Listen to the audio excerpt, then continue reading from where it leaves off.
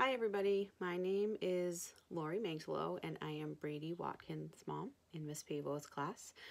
I'm here today to tell you about my profession. So I am a forensic scientist. I work at the Massachusetts State Police Crime Laboratory, and forensic scientists are people who take science and apply it to law. So we do all kinds of testing for crime scenes. Any criminal case that comes in, we will test items for that. There are different kinds of forensic scientists. There are forensic scientists that work in the lab. That's what I used to do. And there are forensic scientists that work more administratively, so more like desk work, and that's what I do now. So I'll talk about forensic scientists in general, not just what I do, frankly, because what I do might be a little more boring than what the other forensic scientists do, but I'll talk about everything and all the options you have as a forensic scientist.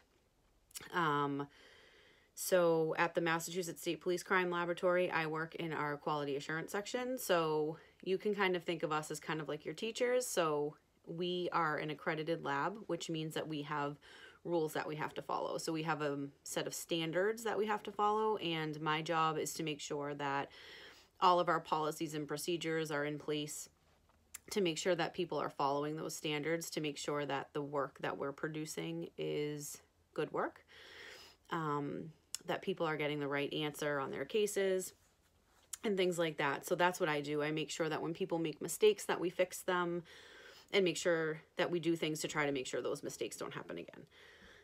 So that's a lot of what I do. The forensic scientists that work in the lab and the job that I used to have, they take evidence from crime scenes and they look at them to see if they can find any information on that piece of evidence that will connect the crime scene to a suspect to the victim. So you need to connect all three things to show that this person was involved with the crime, that they were there the time the crime happened, and that they were involved with the victim. So that's what we're looking to do in a lot of our work. Some of the other forensic scientists, they look at things like blood drawn from people to see if there's things in their system that shouldn't have been there. So we do all kinds of different things. Any type of criminal activity that has any evidence with it, we may look at. What inspired me to do this was that I really wanted to actually be a doctor. When I went to college, that's what I had thought I was going to do. And as I was looking at the different types of medical professions, I came across medical examiners, pathologists, people who do autopsies and stuff like that. So I started looking down that path, and then I came to forensic science, and there was a little bit about it, things like CSI and stuff. It looked really cool, you know. So that's kind of how I fell into it. I learned about it through trying to do something else, and then I came across this, so it seemed really cool, and I thought that it would be something that could help people, help find out what really happened in a crime, and I thought that was really cool. Role models in the field before I went into the field, I did not necessarily have any role models. I didn't really know too much about it. But now that I've been working there, I have a ton of role models in the field, people that I work with that have been there for, 20 or 30 years, have been doing this for a really long time. There are definitely people that you look up to, mainly people at my lab that I think do great work. Even people that haven't been there a really long time, I think everybody that I work with is a role model, because they are so committed to making sure that that people are getting answers to figure out what happened in a crime, which is usually something really sad for a family or for the victim or things like that. So I think that everybody that I work with is kind of a role model. I have been working for the crime lab for 14 and a half years.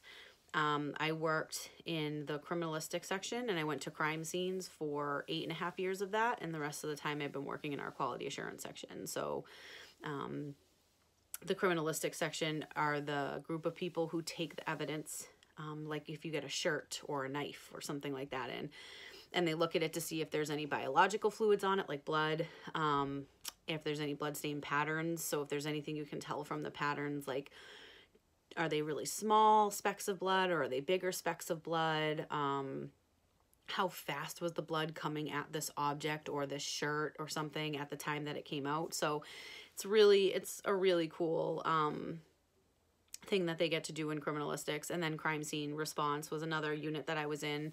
And that was cool too, going out to crime scenes, collecting evidence there. And then I also worked in the DNA section, and that was where we took the evidence from the criminalistic section and ran it through a whole bunch of different instrumentation to see if we could get a DNA profile. When you get a DNA profile off of a piece of evidence, you can compare it to profile from a person and see if that is the same, if they match. So you can see if somebody's DNA is on an object. And so I did all three of those things before I came to the quality assurance unit. I think the best part of my job is just knowing that we're helping people, whether it would be in the lab or in quality assurance that I do now. Regardless of what you're doing at the lab, your end goal is to make sure that you're providing answers that are accurate, that you're able to help out in cases to determine the truth, to determine what happened, so that everybody involved gets the correct answer. And I think that's pretty great.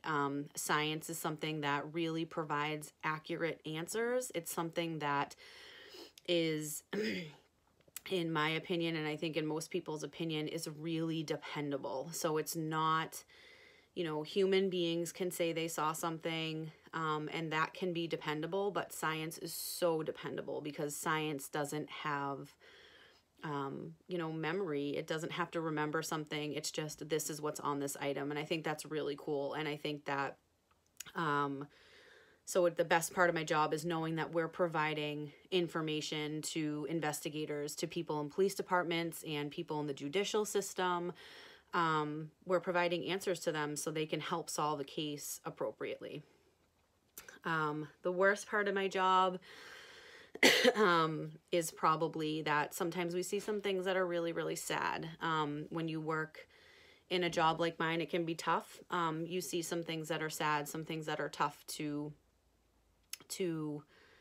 move past, because some crimes can be really sad. So that's hard. That can be a hard part of it, but knowing that you're helping is really, really makes that part of it kind of worth it. So a day in the life of my job in quality assurance is a lot of administrative stuff. It's a lot of desk work. We do a lot of interaction with the lab. We go into the labs themselves and we make sure that people are following the rules. We do what we call audits, and we make sure that we watch them do their work. We look at their case files, just make sure they're following the standards. We do, like I said, we help fix mistakes. So when people make mistakes, we sit down with those people, we find out what happened, and we do everything we can to fix any mistake that happened and make it right. And make sure, a lot of brainstorming to make sure that we can put things in place so that those mistakes don't happen again. I have a lot of meetings. I sit in a lot of meetings during the day. But in the lab, when I worked as a lab employee, we did a lot of cool stuff during the day. It was lab work and administrative work. So sometimes you were in the lab and sometimes you were at your desk. So in the lab, you would take whatever evidence you were given that day. So your supervisor would assign you cases, and you would take whatever evidence you were given, process all that evidence depending on what you were looking for: biological fluids, bloodstain patterns, residues from gunshots. So if somebody shot a gun, you can process an item to see if you can find any particles that would show you that a gun was shot. Or you can look for lead and copper from like a bullet. So there's lots of cool things that you would do. We did some microscope work where we had to look for some things that were really, really tiny. So we would look under microscopes. We would do extractions from items where it's kind of like a washing machine. You would take a piece of evidence and you would put it in some detergent kind of and spin it around really fast to get anything that you're looking for to pull out of that piece of like cotton, or if it was on a swab or something like that. And you would get material that you could look for evidence in that little portion at the bottom, kind of like the dirty water that comes out of when you wash your clothes. So we did extractions and we did all kinds of tests for biological fluids and, like I said, anything like that. So that was really cool. And then they do administrative work as well. So you have to write reports. Everything that you test, you have to tell someone what you found. So we write reports on all of our findings, and somebody has to review those. So it's not just the analyst, the person doing the work, the lab worker. We call them analysts. It's not just the analyst who does the work, but then another forensic scientist, another analyst has to come and look at what you did and make sure that it all looks good before we send it out. So we have lots of checks and balances. So that's kind of what a day in the life of a lab worker is like. And then what a day in the life of QA is like. For training and education, forensic science has actually become a really competitive field to get into. So there are a lot of people, I think, with shows like CSI and NCIS and all these shows that show what forensic scientists do, it looks really cool.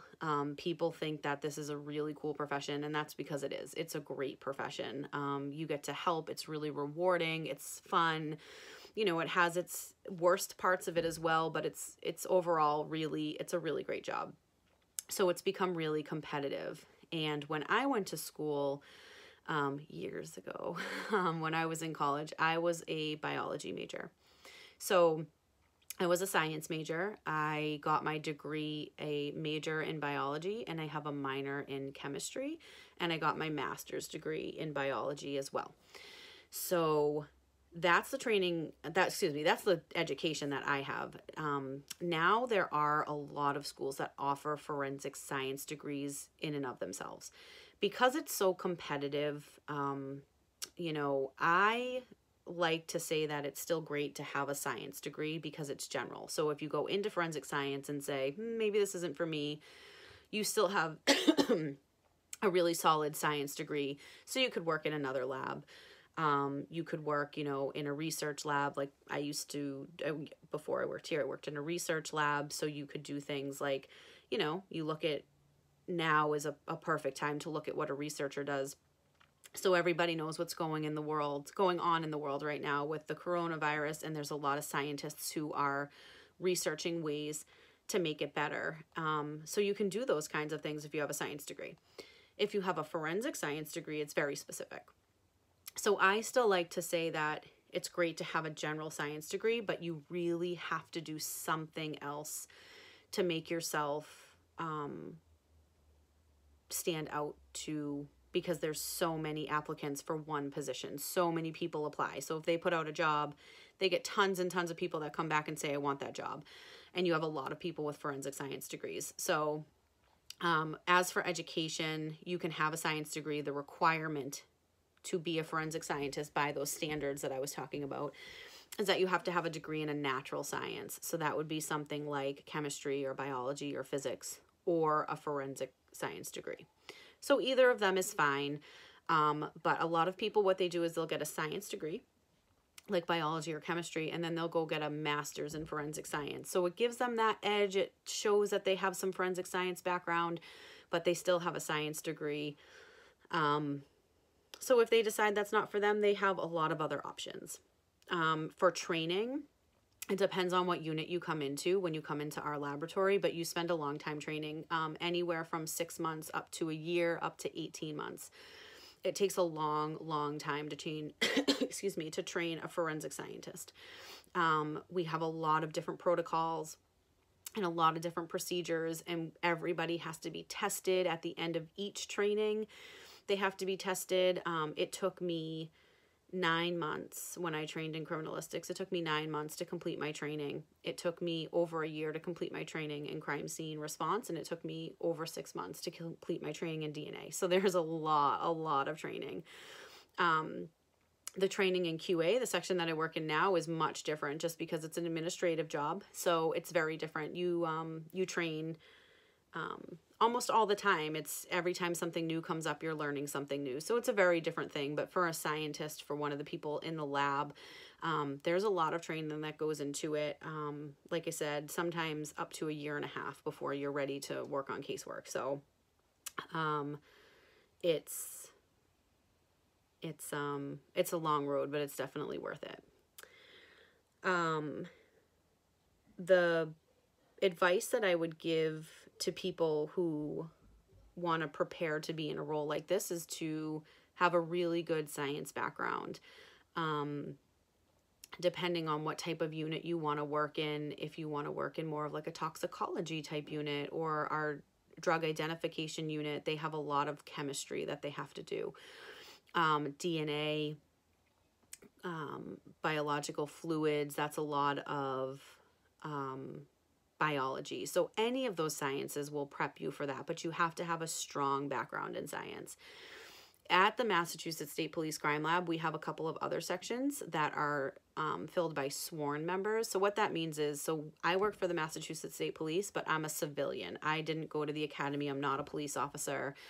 I'm a civilian. We do have police officers, our sworn members, that work with us as well. So they are our crime scene services section and our firearms identification section.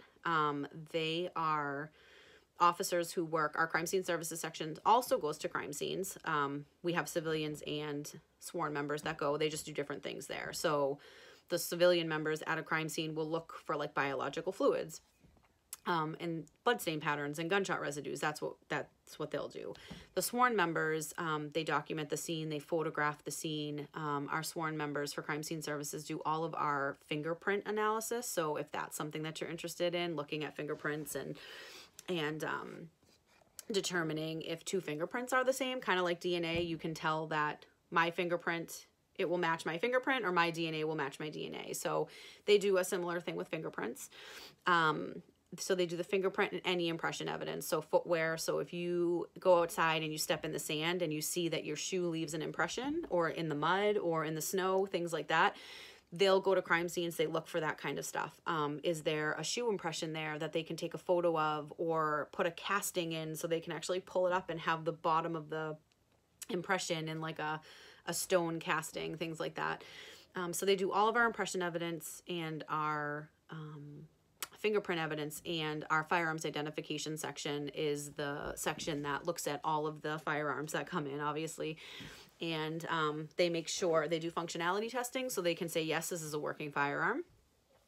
Because in order to be charged with a firearm charge, you have to see that the firearm's working. So we do that to say, yep, it's working, you can charge them. And the other thing that they do is they can look at evidence, bullets and casings to bullets and firearms, that can say that they match something they might have found at the scene, or that, yes, this bullet that was there came from this gun. So again, it's a lot of matching things up and saying, yes, this came from that. They're both sworn members, so they actually have to go to the academy. The requirements for education for those currently are to have a high school diploma. That's the requirements for our standards. And then in Massachusetts, you have to be a sworn member, meaning that you have to be a police officer for the Massachusetts State Police. So if those are things that you're interested in, you actually have to go that route. There's no requirement to have any higher education such as college or a master's degree or anything like that, but you do have to go through the academy. So depending on, and that's not the same in every state, that's our state. Some states have those members are civilian, so all it's required is a high school diploma, and you can be a ballistician, which is the firearms identification, or you can do fingerprints. If you want to do the science part of it, then you have to have a bachelor's degree, so 4 years of school, of college in a natural science. So heavy science background, unless you want to stay in Massachusetts and you want to do something like fingerprints, then you need to think about becoming a police officer first and doing that. So, you know, to prep in that role, you'd want to look into, before you go to school, where am I interested in living? What am I interested in doing? You know, we definitely have troopers that work for us in our crime scene services and FIS section that have higher degrees. They went to school, they got a science degree, and then they became a trooper. So they have, you know, both qualifications. They could do either. So that's pretty cool too. So the suggestion for prepping is just looking into the different states and what their requirements and what their rules are. Most states are accredited now. Most laboratories are accredited, which means they're going to have the same base requirement, which is that for, you know, DNA and toxicology and the drug identification unit and those things, that you're going to have a bachelor's and a science degree, because those come from our accreditation standards, and a high school diploma for impression evidence, fingerprint analysis, and firearms identification. Those are requirements for high school diploma, and those are all accreditation. Any accredited lab is going to have that base requirement, but it doesn't mean that a lab won't have other requirements. So just researching different states and different things would be a great way to get started, but definitely keeping up a science background is what you'd really want to do if you want to be a forensic scientist. So I hope that it's a little more clear now what a forensic scientist does, what a real CSI person does. It's not exactly like it is on the movies. Some of the things are kind of accurate, but takes a lot more time than it does on TV to get an answer. And we require a lot of things that you don't see in TV, a lot of checks and balances to make sure that the answers that are going out are right, because it's really, really important. What the work we're doing is really important for people involved in a crime, for people being accused of a crime, for people who were victims of crimes. It's really important that everybody involved get the right answer, that it's accurate. So there's a lot that goes into it, but it's really, really rewarding. So good luck with everything, and I hope that there's lots of videos to enjoy. Bye, guys.